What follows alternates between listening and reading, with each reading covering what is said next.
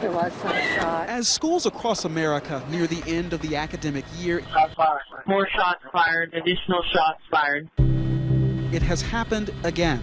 The recognizable dispatch audio. They're having a shooting at the high school, have an officer down, shooter not in custody. The familiar images of loved ones clinging to one another. I've always kind of felt like eventually it was going to happen here too. I wasn't surprised, I was just scared. This time in the small town of Santa Fe, Texas, located just 30 miles southeast of Houston. I didn't know what to think. I shouldn't be going through this at my school. Like, this is my daily life. I shouldn't have to feel like that. And I feel scared to even go back. It was nothing I would ever want another person to have to see. It was horrible. 10 people are dead, 9 students and a teacher's aide. At least 10 others wounded after a gunman opened fire in Santa Fe High School.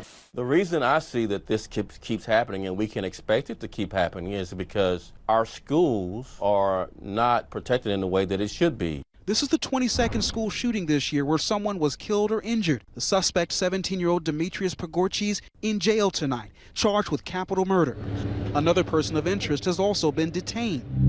The students at Santa Fe High School had just started the school day when a fire alarm rang out. When I first heard the shots, I thought it was just like fire, because like the fire drill went off. I thought it was like the fire popping or something. Well, I thought maybe it was just like, popping of something, like an explosion or something. So I was like, whatever. But then when I heard the next 4 shots, I was like, no, it's not an explosion. That's, gunshots. Police say the suspect enters the school's art room and opens fire.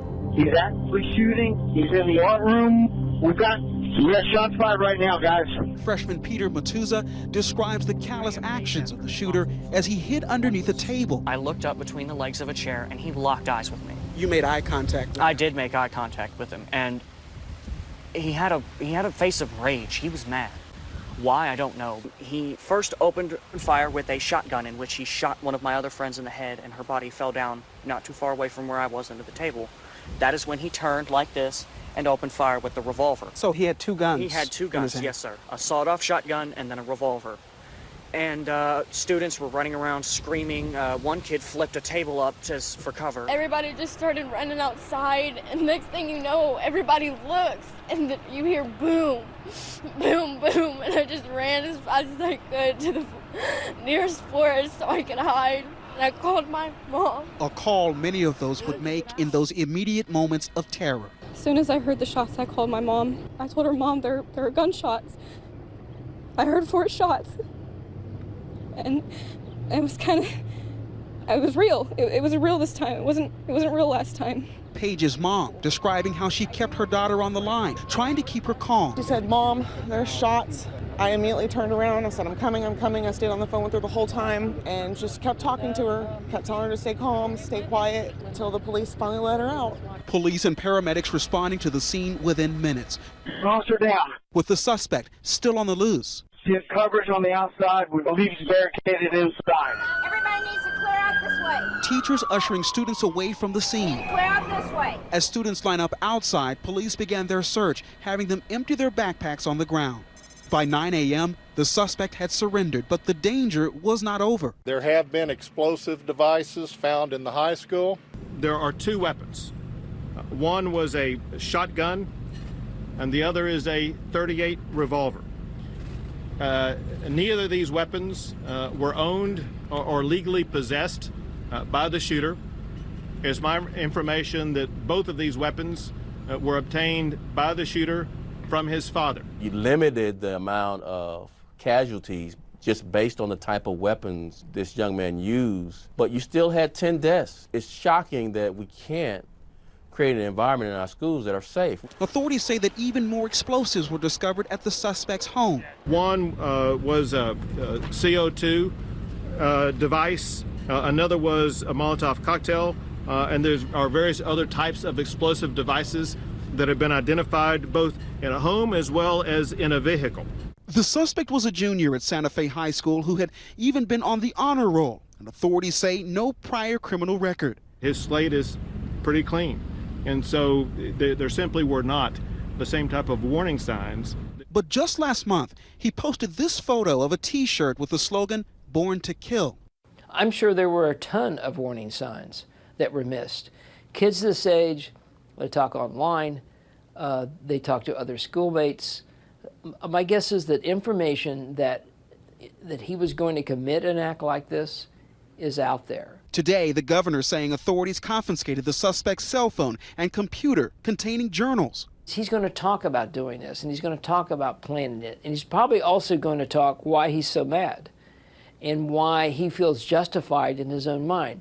Pogorczyk has been charged with capital murder and is being held without bail. Are you a citizen of the United States? Yes, sir. Because he is a minor, he will not face the death penalty.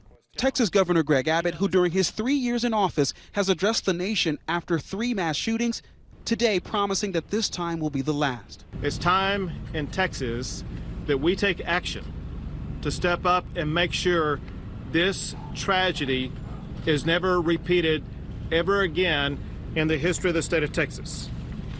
So, beginning immediately, I'm going to be working with members of the Texas legislature, but also members of our communities across the entire state of Texas to begin to work immediately on swift solutions to prevent tragedies like this from ever happening again. This has been going on too long in our country, too many years, too many decades now. We grieve for the terrible loss of life. This morning, the president responding swiftly. Everyone must work together at every level of government to keep our children safe. May God heal the injured, and may God comfort the wounded, and may God be with the victims and with the victims' families. Very sad day. Very, very sad.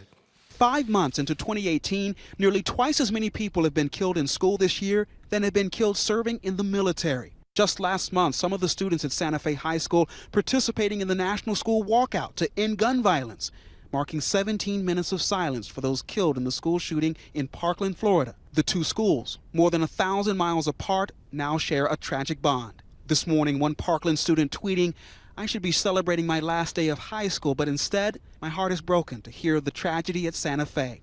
We cannot let this continue to be the norm. We cannot." And Parkland senior turned activist Emma Gonzalez saying, "Santa Fe High, you didn't deserve this. You deserve peace all of your lives. After supporting us by walking out, we will be there to support you by raising up your voices." Just over 3 months ago, a gunman armed with an AR-15 rifle opened fire inside the freshman building at Marjory Stoneman Douglas High School, killing 17. The students, determined not to let this happen again, started a movement. What I wish people would know is that this is something that people cannot get used to. This is something that we can't let keep happening. Never again was their rallying cry. 96 people die every day from guns in our country. As students like David, along with hundreds of thousands, descended on Washington on March 24th. It seemed like the crowd of people never ended. I tried with a selfie stick to try and see if I could see where it ended, and I still couldn't. No more. And yet tonight, in Santa Fe, Texas, reality is setting in. Please rise and remove your caps. The Houston Astros holding a moment of silence and flying a Texas flag at half-staff tonight at Minute Maid Park. Community members coming together for a vigil, remembering the 10 lives lost, among them an art room teacher's aide and an exchange student from Pakistan. With the senior class set to graduate in 2 weeks, a time marked by celebrations now tainted by a heinous crime as they remember the lives of those taken too soon. For Nightline, I'm Marcus Moore in Santa Fe, Texas. Hi everyone, George Stephanopoulos here. Thanks for checking out the ABC News YouTube channel. If you'd like to get more videos, show highlights, and watch live event coverage, click on the right over here to subscribe to our channel, and don't forget to download the ABC News app for breaking news alerts. Thanks for watching.